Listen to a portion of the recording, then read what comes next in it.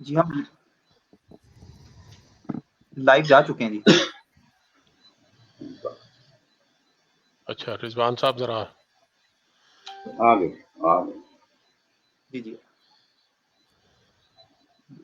جی سر اب شروع کریں. ابھی سر انٹرو دیجیے گا. اچھا جی.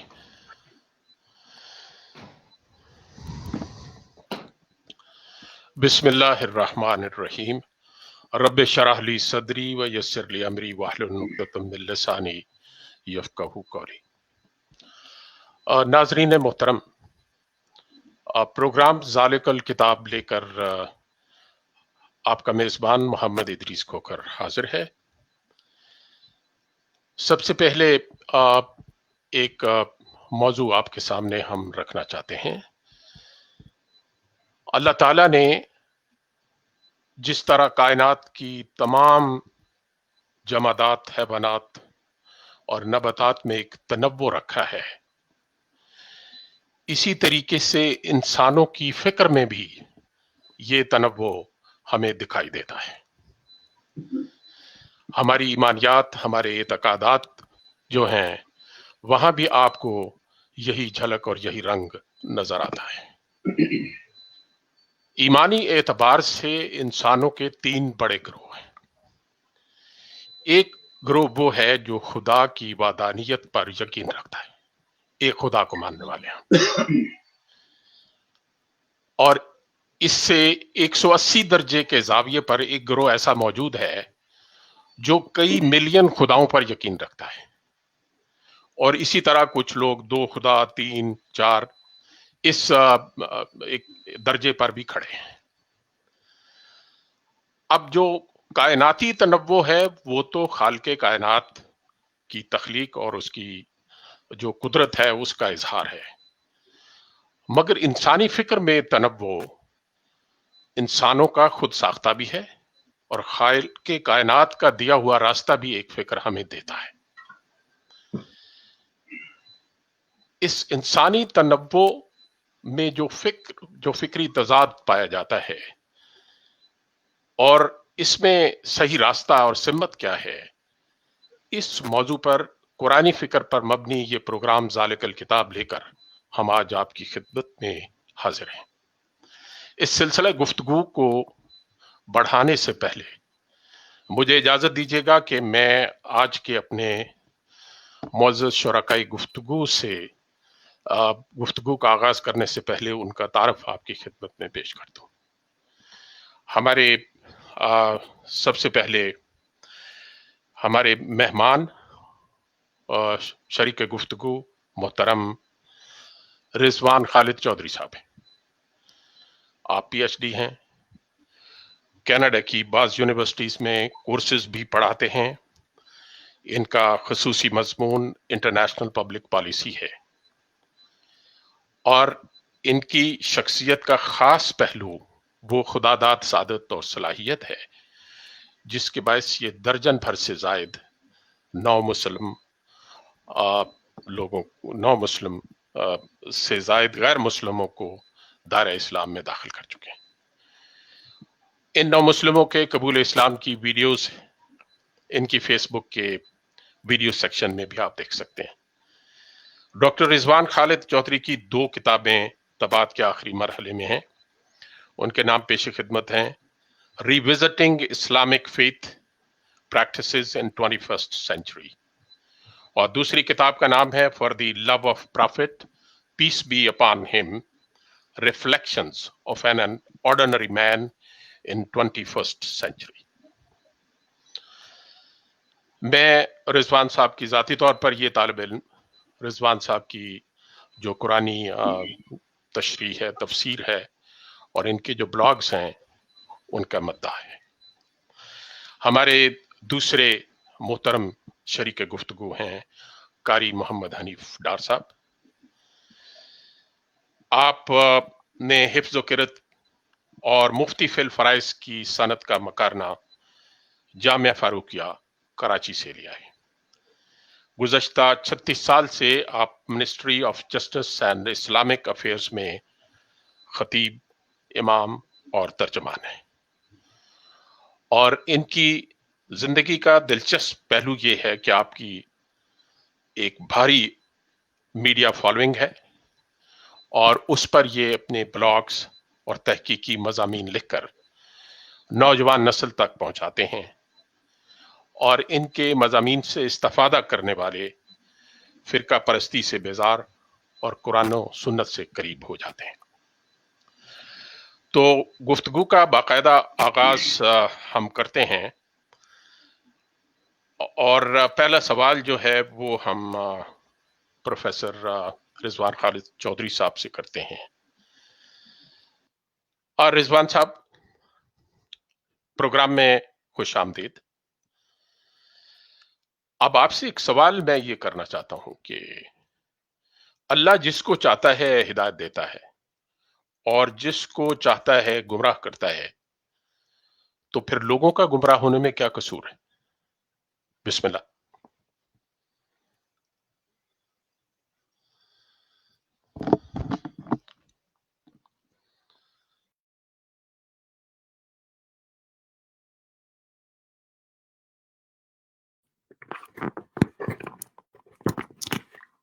हेलो, अस्सलाम वालेकुम सर, आप मुझे सुन सकते हैं? हेलो जी, मैं सुन रहा हूं। जी, सॉरी देखिए सर, ये बुनियादी सवाल तो कारी हनीफ डार साहब का है ये, लेकिन मैं इस पे ज़्यादा कमेंट तो इस पे वही करेंगे। मैं बुनियादी एक बात बताना चाहता हूँ इस ज़िमन में कि कुरान पाक के अंदर अल्लाह बहुत सारी ऐसी आयात देते हैं, पेश करते हैं जिन जो मुहकमात में से हैं, और कुछ ऐसी आयात हैं जिनको मुहकमात के तनाजुर में समझा जाएगा। जैसे कुरान पाक एक जगह बहुत वाज़े तौर पे फरमा चुके हैं कि लैसा लिल इंसान इल्ला मा सआ, इंसान को वही कुछ मिलता है जिसके लिए वो कोशिश करता है। जब ये बात तय हो गई कि मुझे वही मिले, ये मुहकम आयत है, जब ये बात तय हो गई कि मुझे तो वही मिलेगा जिसके लिए मैं कोशिश करूंगा, तो ऐसी तमाम की तमाम आयात को जिनके अंदर ये बयान किया गया कि अल्लाह जिसे चाहता है इज्जत देता है, जिसे चाहता है जिल्लत देता है, या गुमराही अल्लाह के हाथ में है, इन सारी आयात को इसी आयत के तनाजुर में देखना पड़ेगा हमें। तो यानी इसका मतलब ये कि एक आयत के अंदर अल्लाह ताला कुरान पाक में वाज़े तौर पे फरमाते हैं, कुछ ऐसे लोगों का जिक्र करते हैं जो दरिया के किनारे पे बैठे हुए हैं या पानी के करीब बैठे हुए हैं, और वो चाहते हैं कि पानी उनके मुंह तक पहुंच जाए, लेकिन अल्लाह वहां अपना कानून बताते हुए कहते हैं कि ऐसा कभी नहीं होगा। यानी ये तो तय हो गया ऐसी मुहकम आयात से कि हमें हर चीज हमें वही मिलता है जिसके लिए हम कोशिश करते हैं। तो अब एक गुमराही का रास्ता है और एक फलाह का रास्ता है। अगर मैं फलाह के रास्ते पर हूं तो अल्लाह के कानून के तहत मुझे फलाह खुद ब खुद मिल जाएगी। यानी अल्लाह दे रहा है, मैं ले रहा हूँ, यानी मेरा लेना, मेरी लेने की ख्वाहिश करना, ये बहुत ज्यादा इंपॉर्टेंट है। तो इसका मेरे नजदीक तो जवाब यही है। बाकी कारी साहब भी इस पे ज्यादा मौसर जवाब दे सकें। हाँ जी, मैं बात कर सकता हूँ।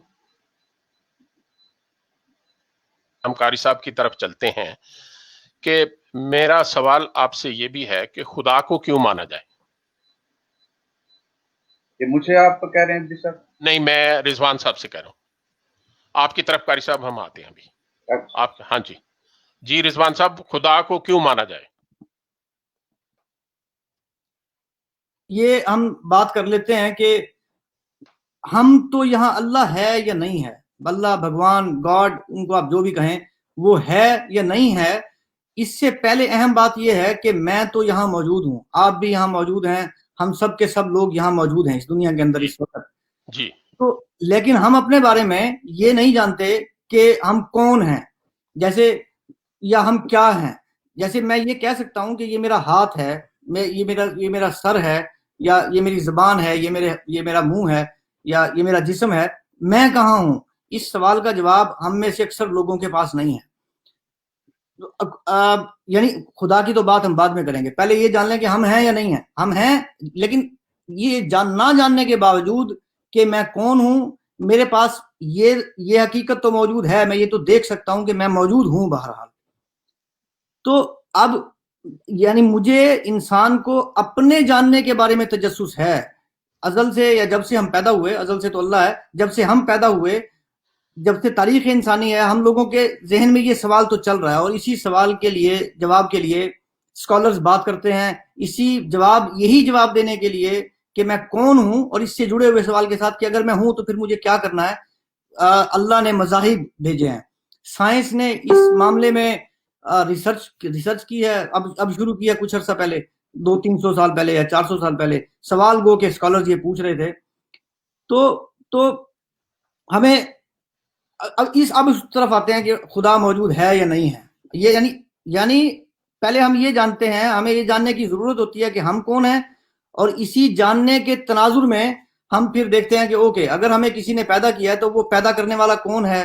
بہت ساری مذہبی کتابیں ہیں، سائنس بھی ایک طریقے سے ایک مذہبی کتاب ہی ہے، سائنس بھی اب ایک مذہب بن چکی. تو اس سے اور مذہبی کتابوں سے ہم وہ جواب لینے کی کوشش کرتے ہیں جو ہمیں ہمارے بارے میں بتائیں.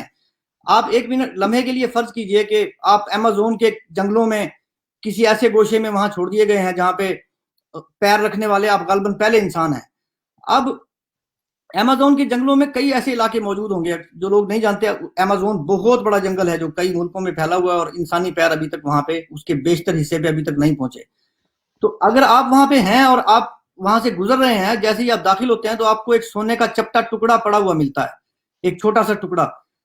تو یہ عین اتفاق ہو سکتا ہے کہ وہ سونے کا ٹکڑا وہاں کسی ذریعے سے آ گیا ہوگا، آسمان کے اوپر سے گر گیا ہوگا، کسی دوسرے سیارے سے گر گیا ہوگا، جیسے وہ شہاب ثاقب گرتے رہتے ہیں ان کے ساتھ آ گیا ہوگا. یہ اتفاق یہاں پہ یعنی اتفاق کا امکان موجود ہے. لیکن جیسے ہی آپ وہاں سے 10 قدم آگے بڑھتے ہیں آپ دیکھتے ہیں کہ سونے کے 2 ٹکڑے اوپر تلے پڑے ہوئے ہیں، اور اس سے تھوڑے سے قدم کے آگے پہ 3 ٹکڑے اوپر تلے پڑے ہوئے ہیں. پھر جیسے ہی آپ دائیں طرف دیکھتے ہیں وہاں پہ چاندی کا ایک ٹکڑا پڑا ہوا ہے، اس سے 10 فیٹ کے فاصلے پہ چاندی کے 2 ٹکڑے اوپر تلے ترتیب سے رکھے ہوئے ہیں. پھر اس سے 10 فیٹ آگے 3 ٹکڑے اوپر نیچے رکھے ہوئے ہیں. پھر آپ کے بائیں طرف کانسی کے کوئی ٹکڑے بڑے خاص طریقے سے بنے ہوئے رکھے ہوئے ہیں. پھر اسی ترتیب سے. تو آپ جب یہ سارا کچھ دیکھیں گے تو آپ اب کم از کم یہ نہیں کہہ سکتے کہ یہ اتفاق سے یہاں پہ پڑے ہوئے ہیں. اس کا مطلب صاف موجود ہے کہ یہاں کوئی نہ کوئی پہلے یہاں کوئی نہ کوئی آیا تھا، مجھ سے پہلے یہاں کوئی آ چکا ہے. یعنی یہی معاملہ ہے کہ اللہ کی موجودگی کا یعنی خدا کی موجودگی کے شواہد بالکل اسی انداز اسی ترتیب سے کائنات کے بننے کے بعد کائنات کے برقرار رہنے میں ان گنت حقائق ایسے موجود ہیں جو یہ ثابت کرتے ہیں کہ کوئی آیا ہے. یہ اتفاقی طور پہ نہیں ہو گیا جیسا کہ سائنس سمجھتی ہے یا سائنس ابھی تک ہمیں یہ بتا رہی ہے کہ بگ بینگ ہوا تھا اور بگ بینگ کے بعد یہ سارا کچھ ہو گیا. ہم یہ مانتے ہیں، قرآن پاک بھی یہ مانتا ہے کہ بگ بینگ ہوا تھا، لیکن ہم یہ بس کہہ رہے ہیں کہ اس بگ بینگ کے پیچھے کوئی موجود تھا، کوئی ایسی شخصیت. مختلف مذاہب اس کے بارے میں بتا رہے ہیں. تو ہمیں اب مذاہب کو دیکھ کے یہ جاننا ہوگا کہ کون سے مذہب کا، کون سی الہامی کتاب کا، یا کون سی سائنسی، اگر سائنس فرض کیجئے کہ کس کا بتایا ہوا خدا در حقیقت وہ خدا ہے جس نے مجھے بنایا ہے. جب میں یہ جان جاؤں گا تو اس جاننے کے بعد پھر مجھے اس کتاب کے ذریعے یہ پتا چلے گا کہ مجھے کیوں بنایا ہے، مجھے کیا کرنا ہے. تو یہ ابتدائی جواب اس سوال کا یہ ہے. بہت شکریہ. ہم یہی سوال قاری محمد حنیف ڈار صاحب سے پوچھتے ہیں کہ قاری صاحب، جب اللہ جس کو چاہتا ہے ہدایت دیتا ہے، جس کو چاہتا ہے گمراہ کرتا ہے، تو پھر لوگوں کا گمراہ ہونے میں کیا قصور ہے؟ دیکھیں جی، یہ بہت بڑا مغالطہ ہے اور اس سے ہم بھی گزرے ہیں. یہ سوال ہر سوچنے سمجھنے والے کے اندر بھی اٹھتا ہے. یار جب اللہ خود گمراہ کرتا ہے تو بندے کا تو باپ بھی ہدایت نہیں پا سکتا. اس بیچارے کا قصور کیا ہے؟ اللہ جیسی ہستی اگر اس کو گمراہ کر رہی ہے نعوذ تو باللہ. پھر تو وہ تو کبھی بھی نہیں ہدایت پا سکتا. پھر اس گمراہی پہ اس کو سزا بھی دے. یہ تو ظلم ہو گیا. اور ان اللہ لا یظلم الناس شیئا، اللہ تو ذرا بھی نہیں کرتا. ان اللہ لا یظلم مثقال ذرہ، اللہ ذرے کے برابر ظلم نہیں کرتا. اس آیت کا مطلب یضل من یشاء ویہدی من یشاء کا مطلب یہ نہیں ہے کہ جس کو چاہتا ہے گمراہ کرتا ہے اور جس کو چاہتا ہے ہدایت دیتا ہے. اس کا ترجمہ ہے کہ یضل من یشاء ان یضل. یہ من یضل جو ہے یہ محذوف ہے، انڈرسٹوڈ ہے عربی میں، کہ گمراہ ہونے دیتا ہے اس کو جو چاہتا ہے کہ وہ گمراہ ہو. وَيَهْدِي مَن يَشَاءُ أَن يُهْدَىٰ، اور ہدایت دیتا ہے اس کو جو چاہتا ہے کہ اسے ہدایت دی جائے. اس مضمون کی ڈھیر ساری آیات قرآن کریم کے اندر موجود ہے. انہوں نے کہا کہ جو گمراہ ہونا چاہتا ہے اس کو وہ گمراہ ہونے دیتا ہے, وہ یہدی الیہ من یونیب, اور وہ اس کو ہدایت دیتا ہے جس کے اندر انابت ہوتی ہے. یہ اس کے عدل کا پیمانہ ہے کہ اگر خود وہ بندہ ہدایت میں دلچسپی نہیں رکھتا تو پھر وہ بے شک اس کا بیٹا جو ہے وہ ابو الانبیاء ہو, اللہ اس کو ہدایت نہیں دیتا, اس لیے کہ اس کو نہیں چاہیے. اور بیٹا سفارش بھی کرے تو ہدایت کے معاملے میں قبول نہیں ہے. یہ اللہ کا وہ امتحان کا ضابطہ ہے کہ جو خود درخواست کرے گا کہ اس کو ہدایت دی جائے اس کو دی جائے گی. نہ نبی کے کہنے سے اس کے بیٹے کو دیتا ہے, نہ نبی کے کہنے سے اس کے باپ کو دیتا ہے, نہ نبی کے کہنے سے اس کی سفارش پر اس کی بیوی کو دیتا ہے, نہ اس کے بیٹے کے کو دیتا ہے. بہت شکریہ یعنی قاری صاحب, آپ کا جواب بڑا متاثر کن ہے. اب میرا دوسرا سوال یہ ہے کہ رسولوں کے جو قریبی رشتہ دار تھے وہ ان کی سیرت سے متاثر ہو کر مسلمان کیوں نہ ہوئے؟ جیسے ابراہیم علیہ السلام کے والد, نوح علیہ السلام کی اہلیہ, لوط علیہ السلام کی اہلیہ, پھر ہمارے نبی پاک صلی اللہ علیہ وسلم کے قریبی رشتہ دار. تو اس کی کیا وجہ ہے؟ اس کی وجہ جی بڑی واضح ہے. پہلے تو یہ بات کہ سیرت جو ہے وہ گھر والوں کے لیے میٹر نہیں کرتی. جو عقائد ہوتے ہیں نا ان میں سیرت نہیں دیکھتے لوگ. یعنی بچہ جو ہے وہ کیسا بھی ہے, خدمت کرتا ہے ماں باپ کی, خیال رکھتا ہے ان کا, لیکن ذرا سا وہ اگر ناف سے ہاتھ سینے پر لے گیا ہے اور رفع یدین اس نے شروع کر دیا تو خود گھر والے اس کا بائیکاٹ کر دیں گے. باپ یہ نہیں کہے گا کہ اس نے بڑی میری لوک آفٹر کی اور دوسرے بچوں کے نہ کرنے کے باوجود اس نے جو ہے وہ کہے گا کہ یہ گمراہ ہو گئے, یہ اب میرا بیٹا نہیں ہے, میں اس کے ساتھ ڈوبنا نہیں چاہتا, میں اس کے ساتھ جہنم میں نہیں جانا چاہتا, یہ ایسا ہو گیا. اسی طرح ان کا معاملہ تھا. دوسری بات یہ تھی کہ گھر والوں کے نزدیک جو ہوتا ہے نا وہ گھر کا بیٹا, یعنی کل تک تو ہم اس کو کپڑے پہناتے تھے, نہلاتے دھلاتے تھے, کوٹی صاف کرتے تھے. آج یہ اس طرح یہ کیسے ہوتا ہے؟ امام ابو حنیفہ رحمۃ اللہ علیہ کی امی جو ہے وہ ان کے فتوے پہ عمل نہیں کرتی تھی جب تک وہ وہاں ان کے یہاں ایک خطیب تھا, کوئی مولوی بہت اچھی کہانیاں سنایا کرتا تھا, تو جب تک وہ کنفرم نہ کرے, ایک دفعہ خود امام ابو حنیفہ رحمۃ اللہ علیہ کو جانا پڑا اس کے پاس کہ میری والدہ جو ہے وہ یہ مسئلہ پوچھ رہی ہے. تو اس نے حیرانگی سے پوچھا کہ آپ امام ہیں اور دنیا آپ کے پیچھے چلتی ہے تو آپ اپنی والدہ کو خود مسئلہ کیوں نہیں بتاتے؟ کہ میری والدہ مجھ سے جو ہے وہ مطمئن نہیں ہوتی. جب اس نے کہا کہ آپ کے بیٹا جو ہے وہ صحیح کہہ رہے ہیں تو ان کا اچھا یہ بھی مطلب عالم ہو گئے. تو گھر والوں کا مسئلہ یہ ہوتا ہے, یعنی وہ چیز جو ہمارے نزدیک ایڈوانٹیج ہے کہ ان کا بیٹا پیغمبر ہے, ان کے حق میں وہی چیز جو ہے وہ منفی سمجھی جاتی ہے کہ وہ کہتے ہیں کہ جی ہمارا بھتیجا کل تک جو ہے وہ ہم اس کو کھلاتے تھے پلاتے تھے, اور آج یہ اس جگہ کے کہتا ہے کہ جن کے سامنے آواز بھی بلند نہ کی جائے. اور یہ وہ چیز ہوتی ہے جو اصل میں تعصب ہوتا ہے نا. آج بھی دیکھ لیں آپ کتنی بھی اچھی بات کریں لیکن آپ کے جو بڑے ہیں وہ یہی کہیں گے کہ یہ کہاں سے نیا دین لے آیا ہے بھائی, ہم داڑیاں ہو گئی ہماری سفید, بال ہو گئے سفید, اور تم کل جمے ہو ہمارے ہاتھوں میں اور اب تم لگے ہو ہمیں سمجھانے کے دین کیا ہے.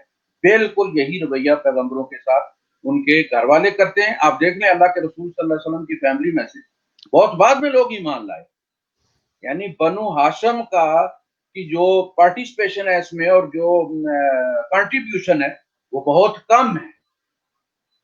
یہ دوسرے دن کی مذمت کرتے ہیں, وہ زیادہ لوگ مسلمان ہوں. بنو ہاشم آخر میں جا کر جو قریب ترین ہے پالنے والے ہیں وہ مسلمان نہیں, فتح مکہ پہ ہوئے. اچھا قاری صاحب ایک عام تاثر یا سوچ یہ ہے, اور ہم کہتے ہیں کہ جی اگر ہمارے بچے عربی پڑھ جاتے تو گمراہ نہ ہوتے, شرک نہ کرتے. حالانکہ جو عرب تھے ان کی تو مادری زبان ہی عربی تھی, پھر بھی وہ ہماری طرح گمراہ اور بگڑے ہوئے کیوں تھے؟ یہ بھی مسئلہ ہے کہ ہم یہ کہتے ہیں کہ جی اگر ہمارے یہاں عربی بولی جاتی, عربی ہمارے بچوں کو پڑھائی جاتی, انگلش نہ پڑھائی جاتی, ہم انگریز نہ بنتے, ہمارے بچے قرآن پڑھ جاتے تو ہمارے یہاں شرک نہ ہوتا. جبکہ شرک کی جو پٹی ہے جو ایران سے چلی ہے, عراق اور شام اور لبنان اور یہ سارے الجزائر وغیرہ, یہاں تو سارے جا کے قبروں کی طواف کرتے ہیں, نوح علیہ السلام کی قبر کا, اور بچے اور بارش مانگتے ہیں اور بچے مانگتے ہیں, اور یہاں سے وہ سارا سلسلہ چلتا ہے. ان کے تعویذ گنڈے ہوتے ہیں, یہاں تک کے کھاتے پھرتے ہیں مصری तावीज़ों के लिए मौलवियों के पास कि मेरी बीवी ने मुझ पर तावीज़ करवा दी और फलां। असल बात ये है कि वो जिसको हम ये समझ रहे हैं ना कि ये इनका क्रेडिट है अरबों का कि मादरी जुबान में, इनकी जुबान में कुरान नाज़िल हुआ है, वो कुरान इनकी नज़र में असल में वो अपनी बुक खो देता है जब उनकी मादरी जुबान में होता है। जैसे हमारे लिए कोई उर्दू की किताब होती है ना, उसमें बाकायदा होता है, कोई नावल होता है, वो बिल्कुल उनकी चूंकि मादरी जुबान में है, जबकि वो बंदा जो इस कुरान को नहीं समझ रहा, वो जब इस कुरान को जिस तकद्दुस के साथ पढ़ता है, वो तकद्दुस, वो जो उसको जानना, उसका तर्जुमा जानता है, उसके लिए किताब है, उसका मुताला कर। सबसे ज्यादा आप सोच भी नहीं सकते बुराई का जो लेवल यहाँ पे है, उसकी वजह यही असर नहीं करती। वो भी इसी तरह थे जो अल्लाह के रसूल सल्लल्लाहु अलैहि वसल्लम के ज़माने में जो लोग थे, उनकी मादरी ज़ुबान के कबीले की ज़ुबान में उनकी ज़रबुल अमसाल इस्तेमाल की जाती थी और उनकी रोज़मर्रा की ज़िंदगी के वो दिए जाते थे ज़रबुल मिसल उनकी इस्तेमाल कर। गुलामों को देखो, तुम अपने गुलामों के साथ ये करो। तो उसका यही था कि जी ये क्या, वो अगर कोई और ज़ुबान होती, आप देखें वो मुतालबा ये करते थे कि अरब अगर अरबी बोले तो उसमें कमाल की क्या बात है। यानी या तो खुदा किसी और जुबान में नाज़िल करता ना इन पे, तो हम कहते हैं खुदा नाज़िल कर रहा है। हमारे यहाँ भी जब तक कोई पंजाबी पश्तो बोलना ना शुरू कर दे तो फिर मान लेंगे कि जिन चढ़ गए। पठान पंजाबी बोलना शुरू कर दे, मान लेंगे इसको जिन चढ़ गया, इसलिए कि दूसरी जुबान की कोई मखलूक इसके अंदर घुस गई है। जो पश्तो वाला जो है, पश्तो में अगर कुछ कहे तो वो कहेंगे दिमाग खराब है इसका, लेकिन मानेंगे नहीं कि इसको जिन चढ़ा हुआ। इसी तरह वो कहते थे कोई, अल्लाह कहता है कि मैंने ये किताब तुम्हें मुतासर करने के लिए नहीं भेजी कि तुम मान लो कि ये, मैंने इसलिए भेजी है कि तुम्हें ज़रबुल इमसाल और तुम्हें तुम्हारी मादरी जुबान में समझाऊं ताकि तुम इस पर अमल करो और कल गिला ना करो कि जी ये आजमी व अरबी, ये क्या बात है, बंदे जो हैं वो अरबी हैं और किताब अजमी आ गई है, तो फिर हम अमल कैसे करेंगे, हमें जब तक समझ नहीं लगी। तो ये चीज उनके यहाँ किताब की वक़्त खो देती है। आज भी जो लोगों को वजीफे बताते हैं ना, वो अरबी में बताते हैं या संस्कृत में बताते हैं, उन्हें मतलब पता नहीं होता और बड़े खुलूस के साथ वो करते हैं, चाहे उनको वो लिख दें कि यू आर स्टूपिड, और वो उसको दोहराता रहेगा कि 1,00,000 दफा तुमने पढ़ना, वो कहेगा कि you are stupid, I am stupid. शुक्रिया कारी साहब। गुफ्तगू का सिलसिला हम आगे बढ़ाने से पहले अपने देखने वाले मोहतरम नाजरीन को ये बताते चलें कि स्क्रीन पर इस वक्त बहुत सारे हमारे नाज़िर जो हैं वो सवालात पूछ रहे हैं और हमारे गुज़श्ता प्रोग्राम में भी सवालात का ये सिलसिला शुरू हुआ था। तो गुज़श्ता प्रोग्राम में जो सवालात उठाए गए थे उनको फिर हमने बाकायदा दस्तावेजी शक्ल दी और इंशाल्लाह आज कोशिश करेंगे कि उन उठाए गए सवालात के जवाबात हम अपने मुअज़्ज़ज़ शुरकाए गुफ्तगू से हासिल करें। और इसी तरह जो आज सवाल उठाए जा रहे हैं उनको हम कोशिश करेंगे कि हम अगले प्रोग्राम में उनके जवाबात जो हैं उनको समेटें। तो पिछले प्रोग्राम में हमें इंडिया से शाहिद हुसैन साहब ने सवालात अरसाल किए, पाकिस्तान से असफिया ने हमें सवाल भेजे और गज़ल मुनीर ने सवाल भेजे। तो मेरी अब गुजारिश है कि हमारे प्रोग्राम के जो प्रोड्यूसर साहब हैं और तकनीकी हमारी रहनुमाई करते हैं सैयद उस्मान अली, कि वो शाहिद हुसैन, असफिया और गज़ल मुनीर के सवालात जो हैं उनको बारी बारी पेश करें ताकि हम अपने मुअज़्ज़ज़ शुरकाए गुफ्तगू से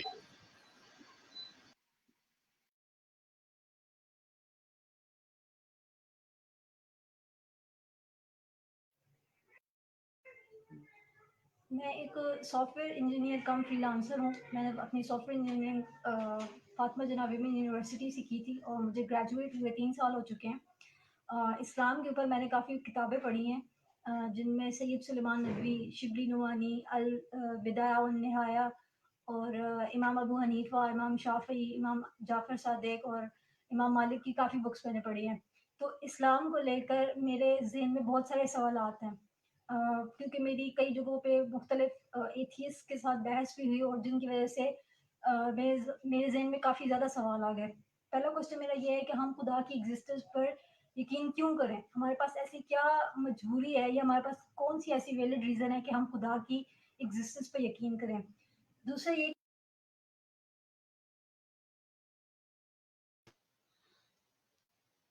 जी, ये पहला सवाल जो है मेरा ख्याल है कि हम चलते हैं प्रोफेसर डॉक्टर रिजवान खालिद चौधरी की तरफ। رضوان صاحب آپ آصفیہ کے اس سوال کا ذرا جواب دیجیے گا. جی بہت شکریہ.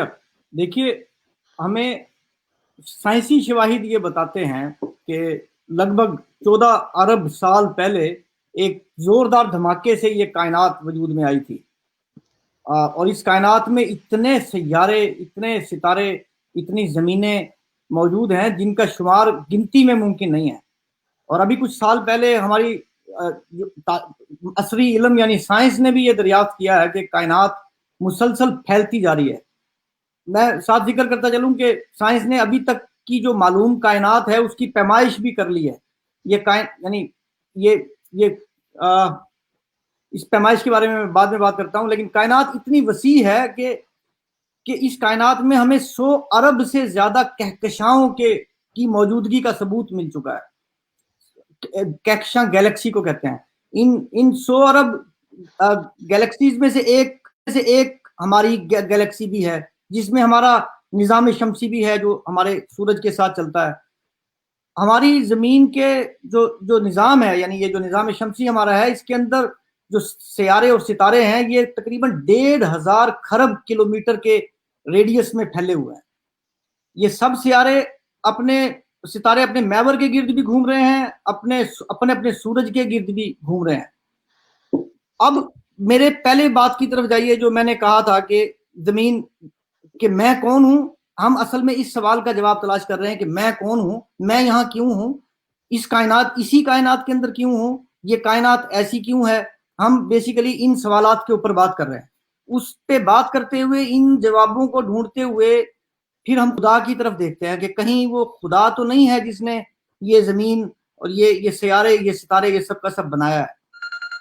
یعنی ایک بات تو طے شدہ ہے، اور وہ طے شدہ بات یہ ہے کہ یہ خود بخود سارا کا سارا سلسلہ نہیں ہو سکتا. یعنی حادثاتی طور پہ ایک حادثہ تو ہو سکتا ہے، لیکن حادثاتی طور کے اوپر یہ اتنی ساری زمینیں، ستارے، سیارے بنے، پھر اس کے اندر سے ایک ہماری زمین بنے جو 23.5 ڈگری کے جھکاؤ پہ جھک جائے، جو زندگی کے لیے، یعنی یہ جھکاؤ جو ہے یہ زندگی کی شروعات کے لیے ضروری تھا. یعنی اس سے ثابت ہوتا ہے کہ اس منظم اور مربوط ترین دھماکے کے پیچھے کوئی نہ کوئی طاقت تو موجود ہے.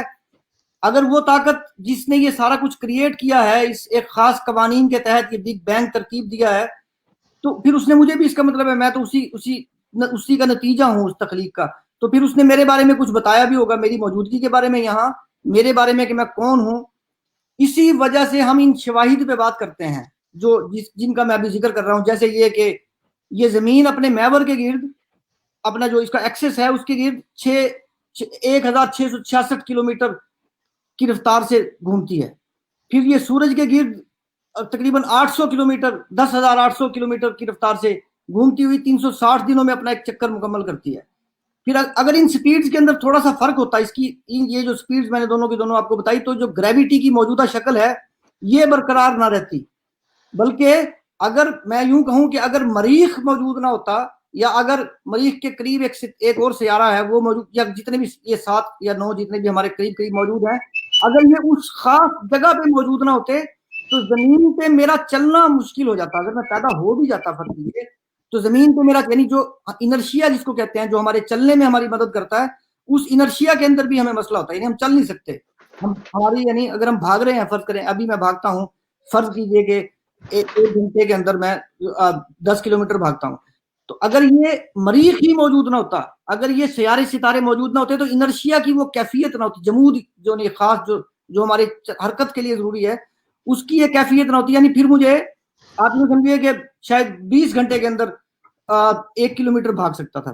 یعنی اتنا زیادہ، یعنی ایک چیز جو قرآن پاک ایک آیت کے اندر کہتا ہے، جیسے کہ ہم نے زمین کے اندر، تم کیا سمجھتے ہو کہ ہم نے ایسے ہی بنا دیا، سب کچھ ایسے ہی نہیں بنا، یعنی کائنات ہم نے ایسے ہی نہیں بنائی. اس کا مطلب یہ ہے کہ وہ جو مریخ ہے، مریخ کا بھی میرے ساتھ ایک خاص قسم کا تعلق ہے. دنیا کائنات کے اندر جو بھی موجود ہے، جو کچھ بھی موجود ہے، اس کا مجھ سے کوئی نہ کوئی تعلق ضرور ہے. یعنی ہم بنیادی طور پہ جب یہ بات کرتے ہیں، یہ سوال لمبا ہو جاتا ہے، میں بہت سخت شرمندہ ہوں. اچھا ٹھیک ہے، آپ کا سوال واقعی لمبا ہو رہا تھا، اس کا جواب. اب ہم چلتے ہیں آصفیہ کے دوسرے سوال کے لیے قاری حنیف ڈار صاحب کے پاس. جی آصفیہ کا دوسرا سوال سنوا دیجئے، اور پھر قاری صاحب سے درخواست.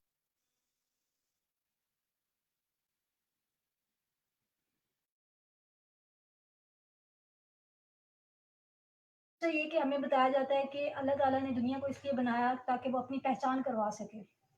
اللہ تعالیٰ ایک کھویا ہوا خزانہ ہے جس کو ڈھونڈ کر نکالا جائے, اس کو پہچان لیا جائے. تو اللہ تعالیٰ کے پاس ایسی کون سی مجبوری ہے کہ اللہ تعالیٰ کو ایک طرف تو ہم کہتے ہیں کہ ہی از مائٹی, تو دوسری طرف ہم یہ کہہ رہے ہیں کہ دنیا کو اس لیے بنایا کہ وہ اپنی پہچان کرا سکے. تو مجھے یہ دونوں چیزیں ایک دوسرے کے متضاد نظر آتی ہیں. جی قاری صاحب بسم اللہ. جی جناب, پہلے تو یہ کہ ہم کیسے مان لیں کہ ہمارا کوئی خالق ہے. مطلب یہ کہ انسان اللہ کا سب سے بڑا گواہ ہے اللہ کے وجود. انسان پوری کائنات میں ان تمام گلیکسیز سے بڑا گواہ ہے اللہ کے وجود کا, اس لیے کہ اس کے اندر اللہ پاک نے اپنی کچھ صفات رکھی ہیں اور پھر سوال کیا تاکہ وہ ان چیزوں کو سمجھے, وہ بہتر سمجھ سکتا ہے. یعنی میں اگر ہوں تو اس کا مطلب ہے کہ میرا کوئی خالق نہیں ہے. جیسے اللہ پاک نے فرمایا ام خلقوا من غیر شیء ام هم الخالقون, کیا یہ کسی کے پیدا کیے بغیر پیدا ہو گئے ہیں یا انہوں نے خود اپنے آپ کو پیدا کر لیا. پھر اپنا آپ نہیں, اس کے بعد ان کے ارد گرد ان کے والد صاحب اس کو بھی انہوں نے پیدا کیے, امی کو بھی پیدا کیے, یہ سارے جو سورج چاند ستارے ان کو بھی انہوں نے پیدا کیے. تو یہ سوال اللہ خود اٹھاتا ہے کہ باہر سوال نہ کرو, اندر سوال کرو کہ تم ہو تو کیوں ہو, خود بنے ہو یا کوئی تمہارے بنانے والا ہے. یہ پہلی چیز ہے, لہذا باہر جانے کی ضرورت نہیں, اپنے اندر ڈھونڈو خدا کو. دوسری بات, خدا چھپا ہوا خزانہ ہے, وہ جو حدیث بیان کی جاتی ہے وہ حدیث نہیں ہے, وہ موضوع ایک کسی کا قول ہو سکتا ہے. لیکن خدا کی مجبوری کیا ہے؟ مسئلہ یہ ہے کہ یہی سوال جو ہے وہ فرشتوں نے بھی کیا تھا کہ وَنَحْنُ نُسَبِّحُ بِحَمْدِكَ وَنُقَدِّسُ لَكَ, اللہ پاک ہم تیری تحمید و تقدیس کر رہے ہیں, ہم سے کوئی کوتاہی ہو گئی کہ آپ کو ایک نئی مخلوق اس کام کے لیے پیدا کرنی پڑی ہے؟ تو اللہ پاک نے فرمایا کہ نہیں, تم اس کام کو نہیں جانتے جس کے لیے یہ پیدا کی گئی.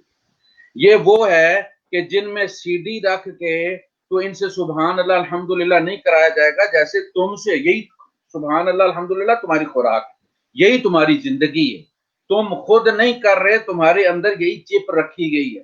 میں ایسی مخلوق پیدا کروں گا جو فیس ویلیو پہ میری کریشن کو چیک کرے گی اور پھر فیس ویلیو پہ کہے گی سبحان اللہ الحمدللہ. وہ یہ جانے گی کہ یہ پانی جو ہے یہ دو آگوں کو جمع کر کے بنایا گیا ہے, ایک جلتی ہے دھماکے کے ساتھ, دوسری جلنے میں مدد دیتی ہے. وہ H2O ملا ہے تو پانی بنا ہے, پھر وہ کہتا ہے سبحان اللہ الحمدللہ. یہ فرشتے نہیں جانتے, وہ آج تک نہیں جانتے.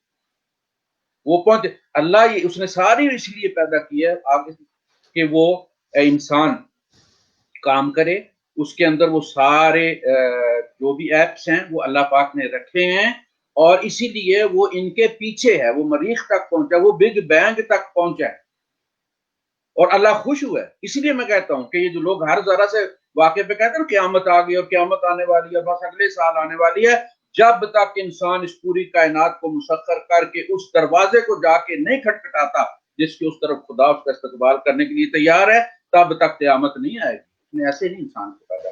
اچھا جی بہت شکریہ. اگلا سوال سنایا جائے. جی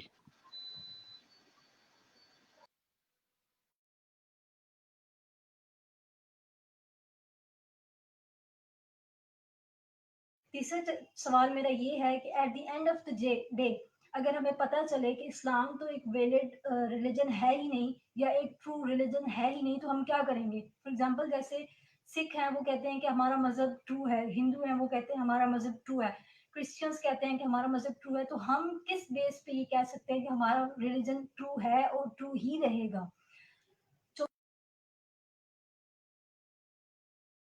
آپ اس سوال کو ذرا ٹچ کیجئے گا پلیز.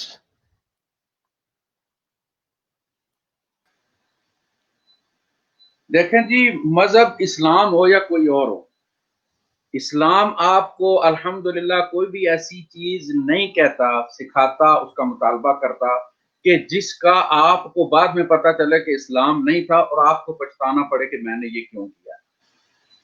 اسلام آپ کو کہتا سچ بولیں, تو اگر اسلام بائی دا وے آپ کا مذہب نہ ہو تو کیا آپ یہ کہہ سکتے ہیں کہ اوہ میں تو اسلام کے کہنے سے سچ بولتی رہی؟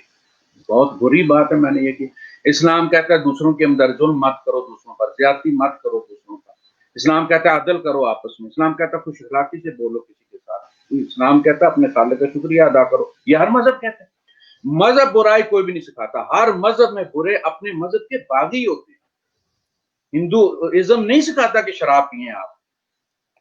हिंदुइज्म में भी हिंदुइज्म के बागी शराब पीते हैं। इस्लाम में भी इसके बागी शराब है। ईसाइयत में भी उसके बागी शराब पीते हैं। मजहब कोई भी नहीं कहता शराब पियो, मजहब कोई भी नहीं कहता जुल्म करो, मजहब कोई भी नहीं कहता झूठ बोलो। सारे जो है वो अच्छी तालीम देते हैं। मसला जो है वो तौहीद में होता है, बाकी तालीमात में सारे ही अच्छी बातें बताते हैं। अच्छा, शुक्रिया रिजवान भाई। इस सवाल का आप क्या जवाब देना चाहते हैं? जी, कारी साहब ने बहुत माशाल्लाह खूबसूरत बात कर दी, और जी बेशक, ये काफी मुकम्मल बात है कि या तो मजहब हमें कोई ऐसी बात सिखा रहा हो कि जो मजहब तो हमें सिखा रहा है कि मैंने एक अच्छा इंसान कैसे बनना है, एक अच्छा वालिद, एक अच्छा हस्बैंड, एक अच्छा दोस्त, एक अच्छा हमसाया, एक अच्छा कारोबारी, एक अच्छा लीडर, एक अच्छा इमाम। ये तो सारी की सारी मेरी वो जरूरियात हैं कि मजहब हो या ना हो, इंसानी शऊर इस बात पे इत्तफाक कर चुका है कि हमें ये हमारी इखलाकियात होनी चाहिए। यानी कुरान पाक जो लफ्ज इस्तेमाल करता है accord of morality, accord of morality तो वो अकॉर्ड है जिसके ऊपर दुनिया के तमाम मज़ाहिब से जुड़े हुए अफराद यकीन रखते हैं। अब रही बात यह कि हिंदुइज्म या इस्लाम या ईसाइयत, ये सारे के सारे मज़ाहिब बुनियादी तौर पे अल्लाह के उतारे हुए मज़ाहिब हैं। अल्लाह कुरान पाक में कहता है कि कोई बस्ती ऐसी नहीं है जहाँ पे उसने नबी नहीं भेजा। तो वो जो अंबिया मुख्तलिफ बस्तियों में, मुख्तलिफ शहरों में जाते थे, कहीं वो हिंदुइज्म के नाम से याद किए जाते हैं, कहीं ईसाइयत के, और जो मुहकमात हैं तमाम मज़ाहिब के वो कमो बेश एक जैसे हैं। जैसे कारी साहब ने बहुत खूबसूरत बात की कि जो हिंदुइज्म का बागी है वो इस्लाम की नज़र में भी मुनासिब आदमी नहीं है। यानी जो हिंदुइज्म की जो तालीमात हैं, खसूसन वेद की, जैसे वेद स्पेशली जो है वो तो हमारे गुज़श्ता अंबिया के सहायक हैं। आप स्कॉलर्स ये बात साबित कर रहे हैं कि गुज़श्ता अंबिया जो गुजरे ना सिर्फ उनके सहायक हैं, उनकी तस्दीक करता है। जैसे कुरान पाक एक मिज़ान है, तो मिज़ान है तो उनकी तस्दीक करता है उन आयात की। तो तमाम मज़ाहिब हमें हमारी तख्लीक का मकसद समझाने के लिए हैं मौजूद यहाँ पे। यानी हमारे सामने भेजे अल्लाह ताला ने इसीलिए ताकि हमारी तख्लीक जो हमने अल्लाह से वादा किया था ज़मीन पे आने से पहले, ये बात तो तयशुदा है कि हम ज़मीन पे आने से पहले भी मौजूद थे। हमने अहद अलस्त लिया, हम वहाँ पे बाशऊर हालत में मौजूद थे, तो वहाँ हमें कुछ काम दे के भेजा गया था यहाँ पे। तो जो काम हमें दे के भेजा गया था वो हमें मज़ाहिब बताते हैं, और जो मज़ाहिब हमें बता रहे हैं उनमें से कुछ भी ऐसा नहीं है जिसके बारे में एक एथियस्ट कह सके, खुसूसन जिनके बारे में इस्लाम बता रहा है हमें। कोई एक एथियस्ट बता दे कि इस्लाम का ये हुक्म, इस्लाम का ये मोहकम हुक्म, स्पेशली कुरान पाक की मैं बात कर रहा हूँ, उन्हें एतराज़ात मिल जाएंगे बाज़ रिवायात से, ज़ईफ रिवायात से, मौजू रिवायात से, लेकिन कोई एक एथियस्ट यहाँ पे मौजूद हो, मुझे एक कोई कुरान का हुक्म बताए जिसके बारे में हम कहें कि, या वो ये कहे कि गैर इखलाकी है, ये नहीं होना चाहिए। तो जो मेरी फलाह के लिए, जिसको मैं खुद लाजिम समझता हूं कि ये होना चाहिए, या दूसरे अल्फाज में आखिरी इसको मैं खत्म करता हूं बात को कि इदरीस साहब आपसे जो कुछ मैं तवक्को करता हूं कि इदरीस साहब चाहे वो मुसलमान हैं, हिंदू हैं, ईसाई हैं, आप तो मुसलमान हैं, लेकिन आपका कोई भी अल्हम्दुलिल्लाह, जो मैं आपसे तवक्को करता हूं कि आपका मेरे साथ, मेरे बच्चों के साथ, मेरे बहन भाइयों के साथ, माँ बाप के साथ, मेरे अपने हमसायों के साथ, या मुझसे मुताल्लिका जो भी आपको सलूक करना चाहिए, इस्लाम बस वही बताता है मुझे। यानी जो मेरी तवक्को है वो इस्लाम है। तो ऐसा तो इससे तो कोई फर्क नहीं पड़ेगा कि अगर फर्ज कीजिए कि आपकी आंख खुलती है, पहली बात तो है कुरान पाक अल्लाह के जो शवाहिद बता रहा है, जिस पे हम बात करते चले जाएंगे, वो इतने वाज़ेह हैं, इतने सामने हैं, इतने खुले हैं कि उनके होते हुए ये तो सोचने का तसव्वुर ही नहीं है कि खुदा मौजूद नहीं है। लेकिन फर्ज कर लेते हैं, आपकी बात समझते हुए, कि हम फर्ज कर लेते हैं कि चलो हो सकता है मौजूद ना हो, और आप ये इस्लाम पे अमल करते हुए मर गए, और बाद में आपकी कभी आंख खुली तो अल्लाह तो वहां मौजूद नहीं था। फर्ज कीजिए कि वो मौजूद नहीं था, तो यानी फिर तो आप हैं ही नहीं। जो एथियस्ट आर्गुमेंट है, अगर आप मौजूद हैं ही नहीं, अल्लाह मौजूद था ही नहीं, तो आप तो दोबारा उठेंगे ही नहीं। जब आप दोबारा उठेंगे ही नहीं तो फिर परेशानी की क्या बात है, यहाँ पे अच्छे इंसान बन जाएं।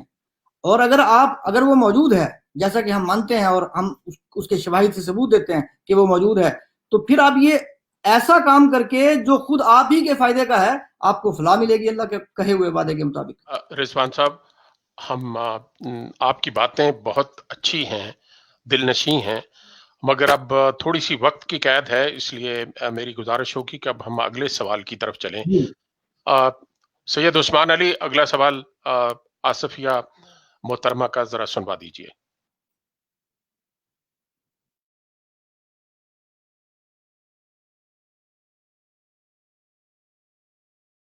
چوتھا سوال یہ ہے کہ اسلام میں لونڈی اور غلام کا ایک کانسیپٹ ہے، قرآن میں کافی آیات ہیں لونڈی کے ساتھ یہ کرو، ان کے ساتھ اس طرح کا سلوک کرو وغیرہ وغیرہ۔ تو آج کل کے دور میں جو ہیومن رائٹس کا دور ہے، جب ہیومن رائٹس آرگنائزیشن آپ کی ایک ایک جو ایکٹیویٹی ہے اس کو مانیٹر کر رہی ہوتی ہیں، تو ہم لونڈی کے کانسیپٹ کو کیا، اس کو کس طرح جسٹیفائی کریں گے؟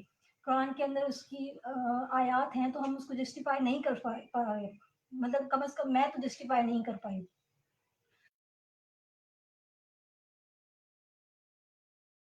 یہ بھی میرے دل میں ہے، یہ انہوں نے بہت اچھا سوال پوچھا ہے، اور بہت کم اسکالرس نے اس سوال کو ٹچ کیا ہے۔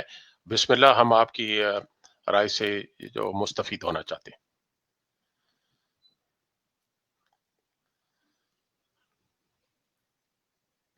میرا مائک کس میں ٹھیک۔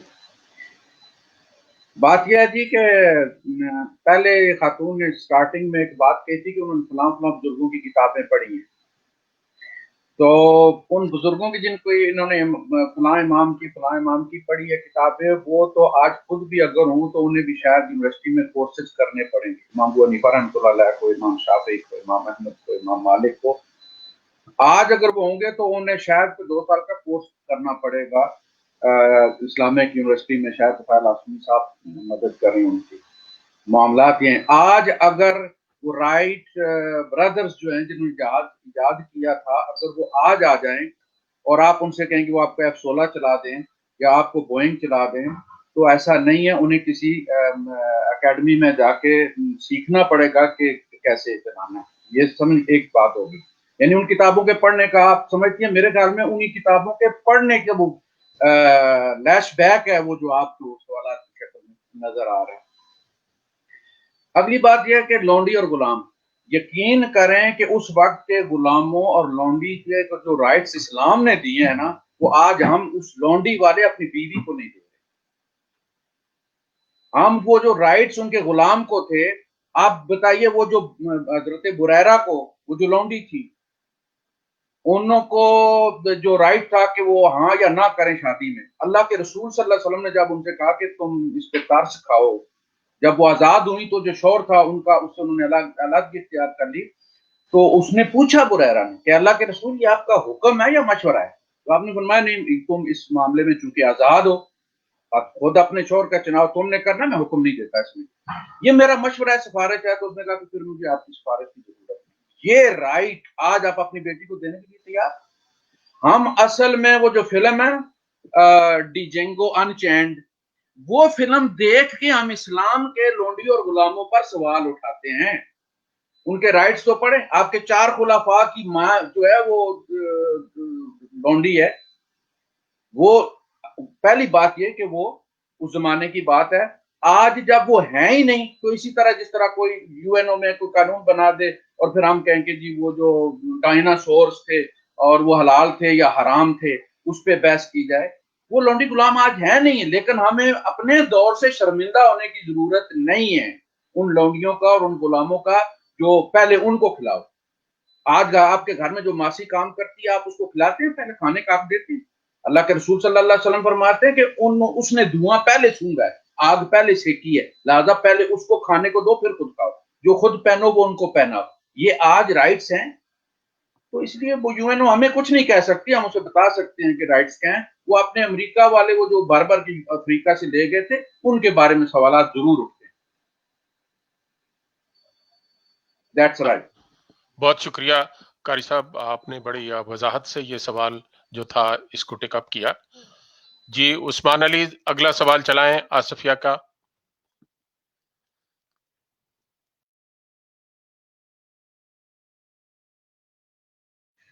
ایک اور کوشچن یہ ہے کہ جس طرح سے اسلام میں یہ کہا گیا ہے کہ آپ جب بھی ٹریول کرتے ہیں تو آپ اپنے محرم کے ساتھ ٹریول کریں. اب اگر میں نے اسکول جانا ہے, یونیورسٹی جانا ہے, کالج جانا ہے, اپنے آفس جانا ہے یا مارکیٹ تک جانا ہے, تو میں اپنے محرم کو دن میں کوئی 10-20 دفعہ تو لے کے آ جا نہیں سکتی کہ وہ مجھے چھوڑنے بھی جائے, پھر مجھے لینے بھی آئے اور میرے ساتھ وہاں پہ رہے. تو یہ ٹریولنگ بین جو ایک طرح کا اسلام نے لگایا ہے, تو اس کو ہم کس طرح سے جسٹیفائی کرتے ہیں؟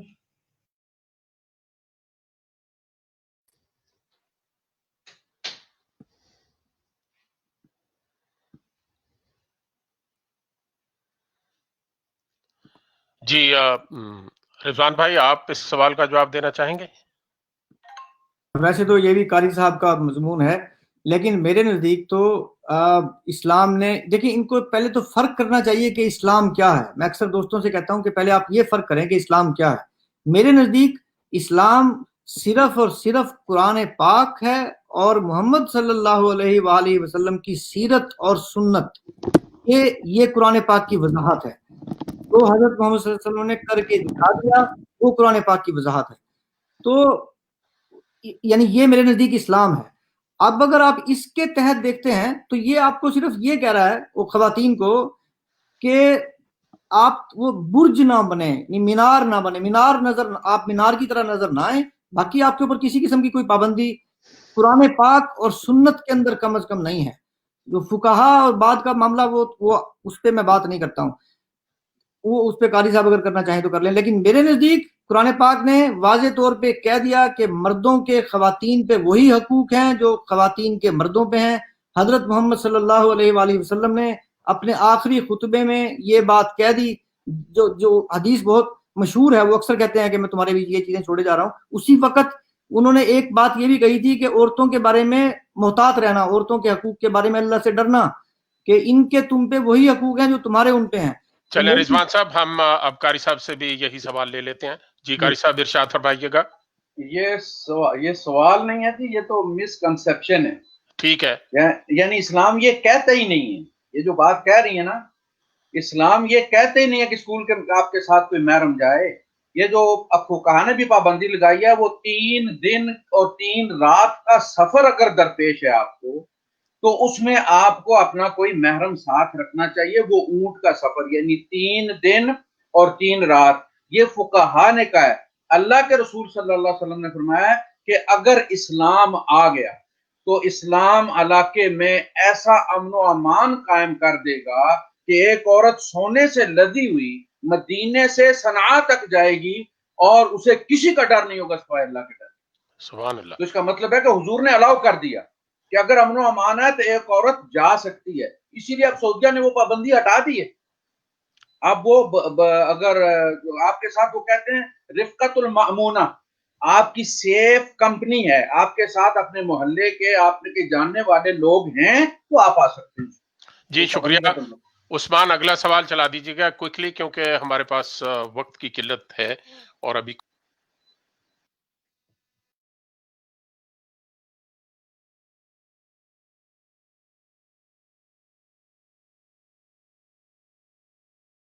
دوسرا یہ کہ آج کل جو زمانہ ہے وہ فوٹوگرافی کا ہے. ہمارا جو آفیشیل چیزیں ہوتی ہیں, آفیشیل ڈاکیومنٹ سے لے کے ایک بالکل عام ڈاکیومنٹ تک, ہر چیز کے اوپر پکچرز لگی ہوتی ہیں. ہمارے آئی ڈی کارڈز پہ, ہمارے پاسپورٹ وغیرہ پہ پکچرز لگی ہوتی ہیں. تو اسلام اس کو کس طرح سے جسٹیفائی کرتے ہیں؟ 7واں سوال میرا یہ ہے کہ اسلام عورت اور مرد کا کھلے عام جو اختلاط ہے اس کو نہیں مانتا, وہ اس سے روکتا ہے. اسلام میں کہا گیا ہے کہ جب ایک مرد اور ایک عورت اکیلے ہوں تو تیسرا بیچ میں شیطان ہوتا ہے. تو ہم حج کے موقع پر دونوں جو جینڈرز ہیں ان کا ہم کھلے عام اختلاط کرواتے ہیں, تو اس کا ہم کس طرح سے جسٹیفائی کریں گے؟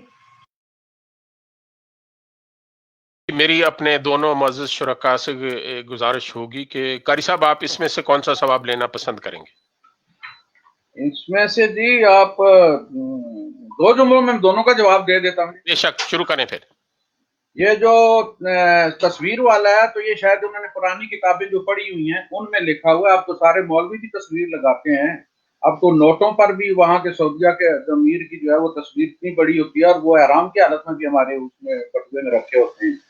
تصویر والی کوئی پابندی نہیں ہے, تصویر سب لگا سکتے ہیں, تصویر حرام نہیں ہے, تصویر وہی حرام ہے جو پوجنے کے کام آتی ہے. وہ زمانے میں بھی حرام تھی اور آج بھی وہ حرام, اس کے علاوہ بندے کی تصویر حرام نہیں. ایک بات ہوگی. دوسری بات جو انہوں نے اختلاط مرد و زن کا ہے, اختلاط مرد و زن جو ہے اس کا مسئلہ نہیں, مسئلہ انوائرمنٹ کا ہے, وہ کس قسم کے ماحول میں وہ ہو رہی ہے.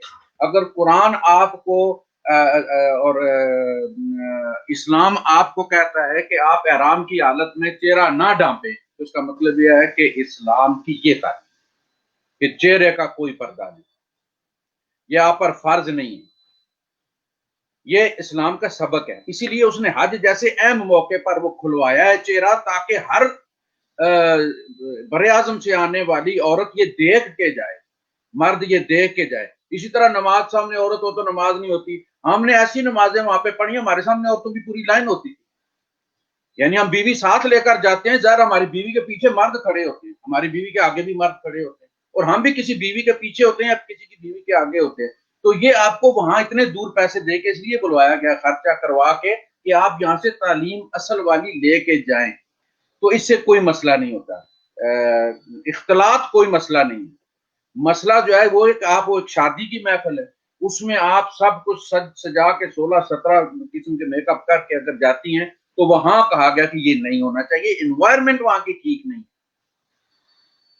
وہاں حج پہ انوائرمنٹ ٹھیک ہے, آپ کریں, اختلاف کوئی مسئلہ.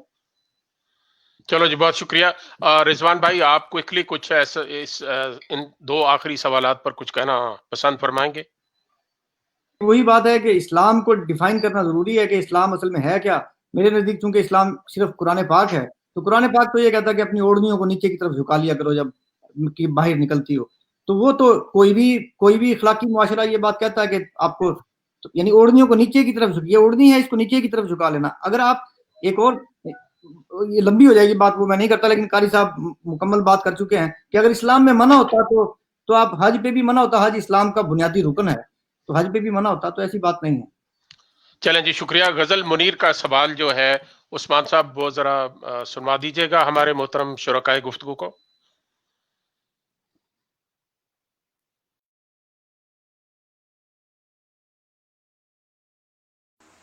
السلام علیکم, میرا نام غزل منیر ہے اور میں پاکستان سے آپ کو یہ کویسچن بھیج رہی ہوں.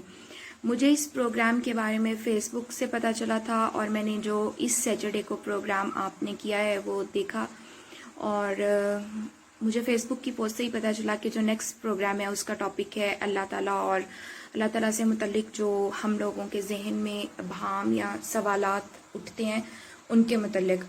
تو میں نے سوچا کہ میں آپ کو اپنا سوال جو ہے وہ بھیجتی ہوں.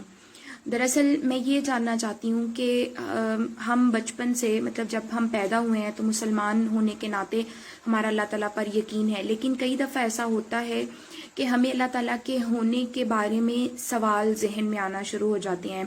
جیسا کہ بہت ساری جگہوں پہ یا بہت ساری ڈیبیٹس میں ہم یہ سنتے ہیں کہ یہ کائنات جو ہے یہ ایک میٹا فزیکل ایکٹیویٹی, یا کہہ لیں کہ میٹا فزیکل ریئیکشن کے تھرو وجود میں آئی ہے.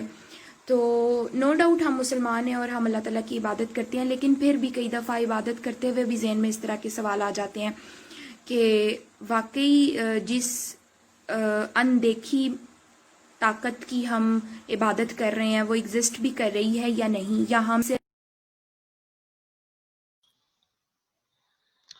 ٹھیک.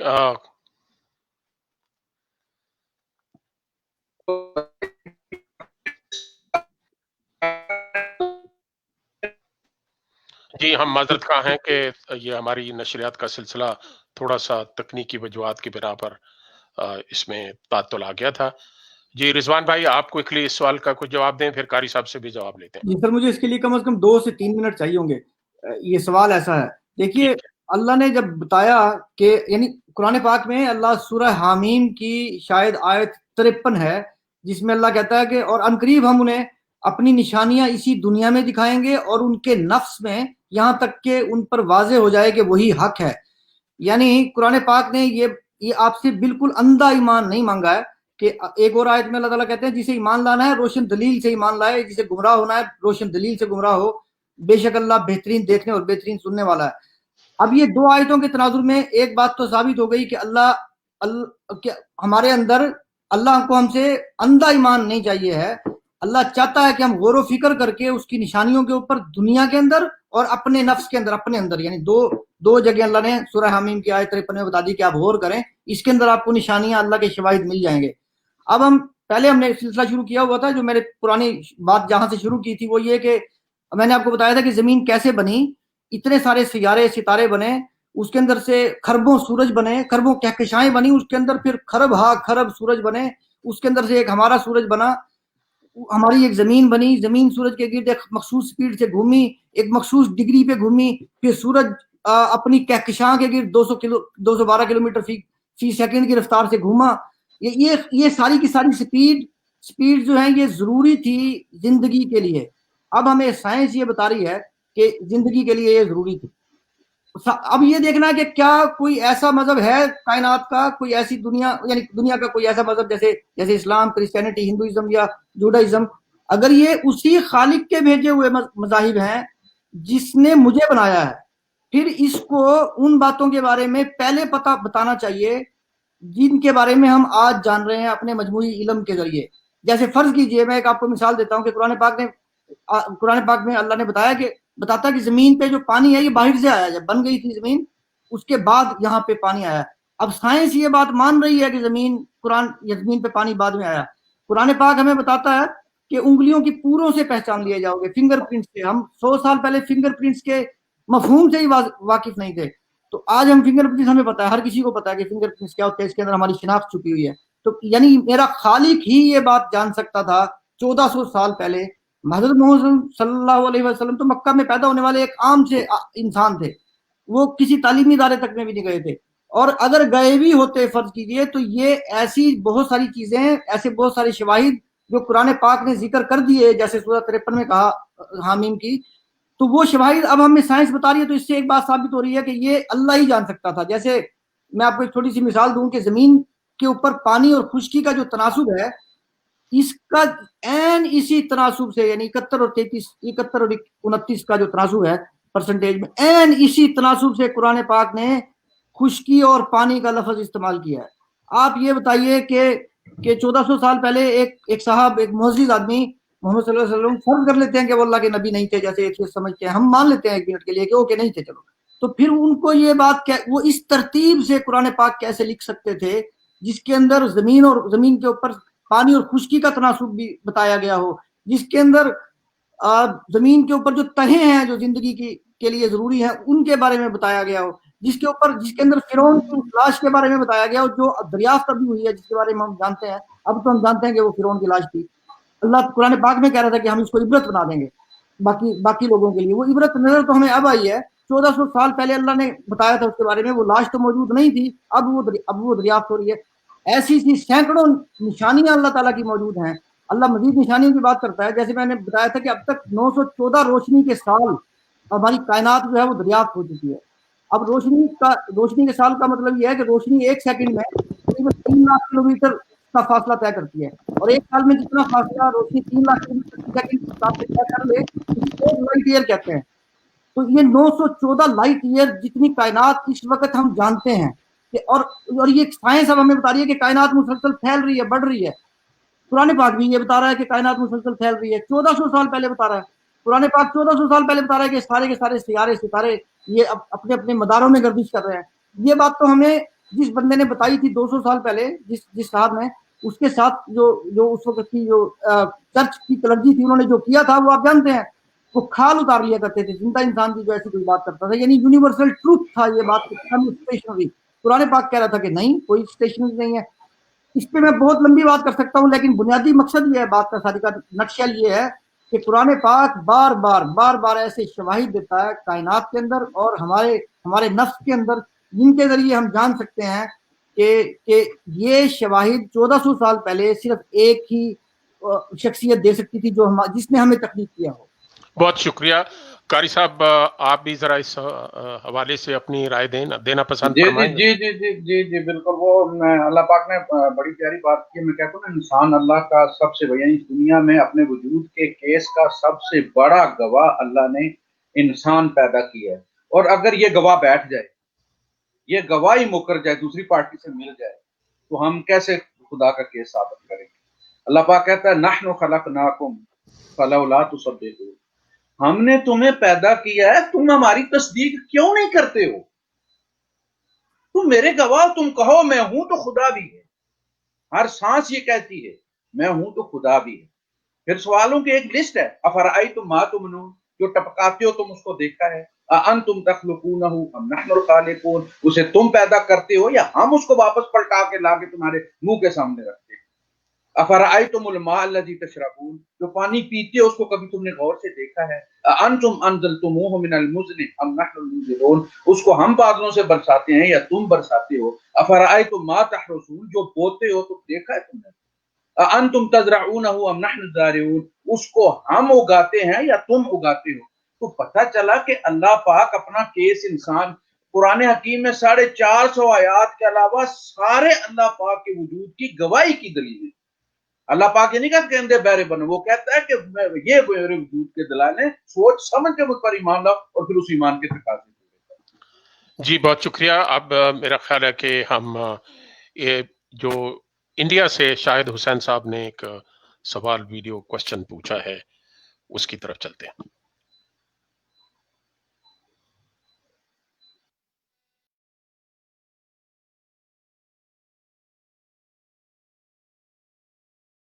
السلام علیکم, میں Shahid Hussain from India, U P district Bijnor سے.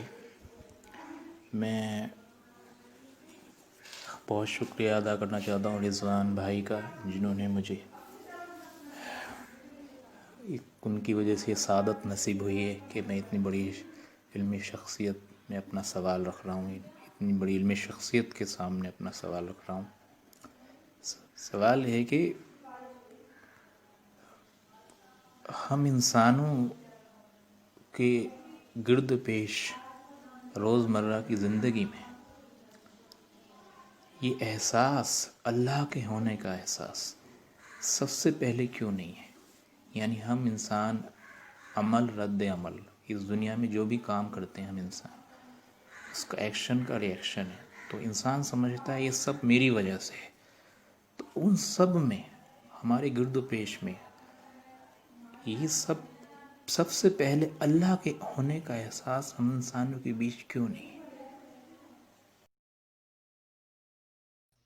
جی قاری صاحب اور ڈاکٹر رضوان خالد چودھری صاحب, یہ ہمارے آج کے سیشن کا غالباً آخری سوال ہے, تو میں چاہوں گا کہ آپ تھوڑے تھوڑے وقت میں دونوں صاحبان اس پر اپنی آراء کا اظہار کریں.